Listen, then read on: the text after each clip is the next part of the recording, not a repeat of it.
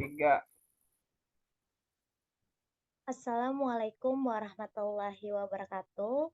Yang saya hormati dosen pembimbing mata kuliah Sistem Informasi Manajemen.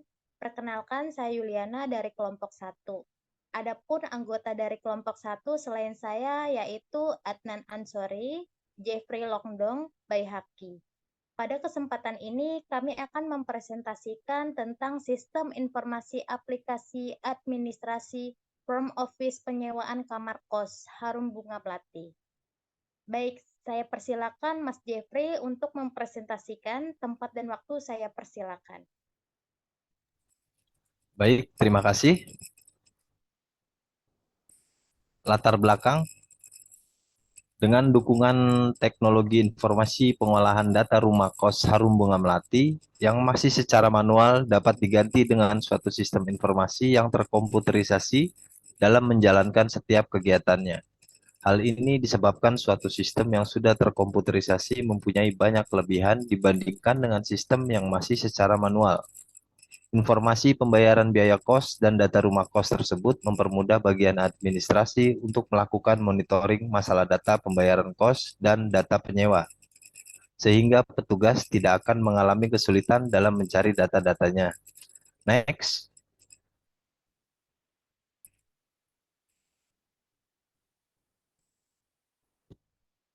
Rumusan masalah berdasarkan latar belakang di atas, maka permasalahan pokok dapat dirumuskan sebagai berikut. 1. Bagaimana pemilik usaha rumah kos dapat memantau usahanya dari jauh. Yang kedua, bagaimana memberikan pemberitahuan secara dini jika jatuh tempo pembayaran dan informasi tentang rumah kos kepada pelanggan.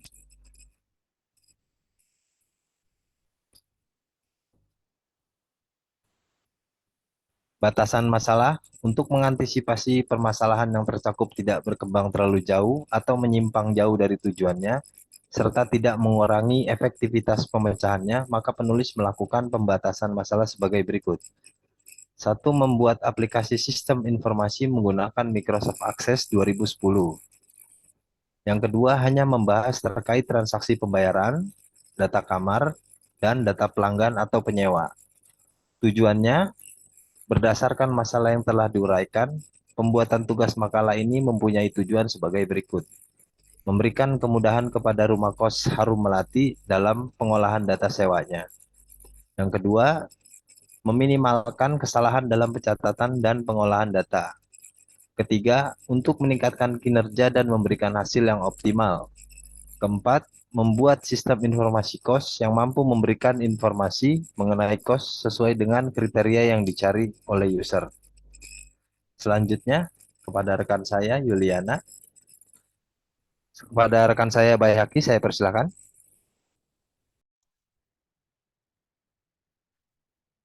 Oke, terima kasih rekan saya Jeffrey Longdong. Melanjutkan dari slide selanjutnya, yaitu konsep dasar sistem. Sistem adalah himpunan dari komponen-komponen yang saling berhubungan dengan yang lainnya, yang bertujuan untuk melakukan suatu kegiatan tertentu. Sistem yang membentuk satu kesatuan dalam usaha mencapai satu tujuan. Next. Konsep dasar sistem. Dari beberapa pengertian tersebut dapat dipahami bahwa sistem adalah satu kesatuan yang terdiri dari dua atau lebih komponen atau subsistem yang berinteraksi untuk mencapai satu tujuan. Di dalam satu sistem diperlukan adanya keterkaitan yang terdiri dari elemen-elemen yaitu tujuan, kontrol, input, transformasi, output, dan umpan balik. Next. Konsep dasar informasi. Menurut Jogianto, di tahun 1999, informasi adalah hasil dari pengolahan data dalam bentuk yang lebih berguna dan lebih berarti bagi penerimanya, yang menggambarkan suatu kejadian-kejadian atau event yang nyata atau fact yang digunakan untuk pengambilan keputusan. Sedangkan menurut Zulkifli Amsyah, di tahun 2003, informasi adalah data yang diolah, dibentuk, atau dimanipulasi sesuai dengan keperluan tertentu. Berikutnya saya serahkan kepada rekan saya Yuliana. Tempat dan waktu saya persilakan. Baik, terima kasih Mas Baihaqi. Melanjutkan slide-nya yaitu bab 3. Metode perancangan sistem. Itu ada 7, yaitu pertama perancangan diagram konteks sistem, contoh terlampir di atas. Yang kedua, perancangan flowchart login system, contoh terlampir di atas. Next. Yang ketiga, perancangan flowchart activity diagram, terlampir contoh di atas. Yang keempat, perancangan data flow diagram level 0, terlampir contoh di atas. Yang kelima, perancangan data flow diagram level 1 proses 1. Next. Yang keenam, perancangan data flow diagram level 1 proses 2, terlampir contoh di atas. Dan yang terakhir, perancangan data flow diagram level 1 proses 3, contoh terlampir di atas. Perancangan basis data. Pada tahapan ini, penulis mulai mengerjakan perangkat lunak dengan membuat skrip program dan desain untuk perangkat lunak setelah perancangannya. Perancangan perangkat lunak adalah disiplin manajerial dan teknis yang berkaitan dengan pembuatan dan pemeliharaan produk perangkat lunak secara sistematis, termaksud pengembangan dan modifikasinya yang dilakukan pada waktu yang tepat dan dengan mempertimbangkan faktor biaya. Perancangan bisnis ini data didefinisikan sebagai kumpulan data yang berupa suatu penyampaian informasi yang lengkap dengan jenis record yang mempunyai spesifikasi yang sama. Sedangkan yang dimaksud dengan record yaitu kumpulan data yang berisikan file-file berbeda. Jumlah record pada umumnya terbatas. Berikut tahapan dari perancangan basis data yang akan digunakan. Perancangan basis data. Contoh terlampir di atas. Proses relasi antar tabel merupakan pengelompokan data menjadi tabel-tabel yang menunjukkan entitas dan relasinya, yang berfungsi untuk mengakses data item sedemikian rupa, sehingga database mudah dimodifikasi. Next. Selanjutnya untuk bab 4, saya serahkan kepada Mas Adnan Ansori untuk melanjutkan presentasinya. Baik, terima kasih Mbak Yuliana. Untuk selanjutnya lanjut ke bab 4 yaitu pembahasan dan hasil. Tampilan halaman login terlampir. Halaman login menjadi halaman awal atau pertama tampil ketika administrator dan user mengakses database aplikasi di Microsoft Office. Pada halaman ini dapat diakses oleh administrator dan user. Login untuk administrator digunakan untuk mengakses semua data. Selanjutnya, login untuk user digunakan untuk mengakses data, namun tidak semua data dapat diakses.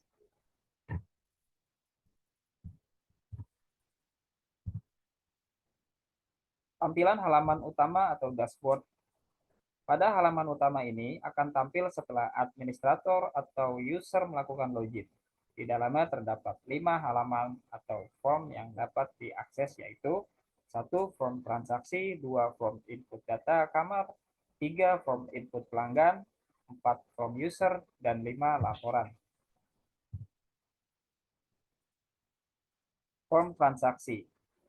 Pada halaman form transaksi adalah halaman yang berfungsi bagi user untuk melakukan input data transaksi dari penyewa. Adapun pada halaman ini terdapat field-field antara lain kode transaksi, tanggal, dan kode pelanggan. Tabel di bawah adalah contoh hasil input tabel transaksi. Selanjutnya, form input data kamar. Berfungsi bagi user untuk melakukan input data kamar yang disewa oleh pelanggan. Adapun pada halaman ini terdiri dari field-field antara lain kode kamar, nama kamar, dan tarif. Tabel di bawah adalah contoh hasil input tabel kamar. form input pelanggan. Pada form ini berfungsi bagi user untuk melakukan input data terkait biodata atau informasi pelanggan atau penyewa. Adapun pada halaman ini terdiri dari field-field antara lain kode pelanggan, nama pelanggan, alamat, dan nomor telepon pelanggan. Tabel di bawah adalah contoh hasil input tabel pelanggan. Selanjutnya, laporan. Pada halaman ini, baik administrator maupun user dapat mengakses form ini. Form ini berfungsi untuk melihat atau memonitor transaksi dan keuangan penyewaan kamar kos yang terupdate setiap harinya. Baik, untuk selanjutnya akan dilanjutkan oleh rekan saya, Mas Jeffrey Londong. Dipersilahkan. Baik, terima kasih. Melanjutkan dari bab 4, ayat 23. Kesimpulan, berdasarkan hasil penelitian dan pembahasan sesuai dari bab 2, 3, dan 4, maka dapat disimpulkan bahwa 1. Dengan adanya sistem pengolahan data penyewaan kamar kos ini, maka pemilik usaha dapat lebih mudah memonitor usahanya dari jauh dan mengetahui laporan keuangan per bulannya. 2. Dengan adanya sistem pengolahan data penyewaan kamar kos ini, mempermudah pemilik untuk melakukan pemberitahuan dini jika pembayaran telah jatuh tempo. Next.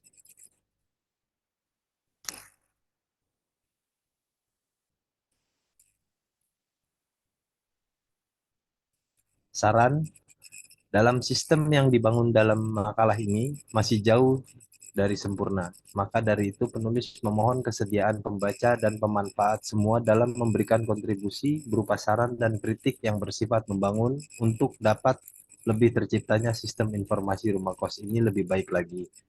Beberapa saran dan masukan yang telah penulis terima antara lain adalah sebagai berikut.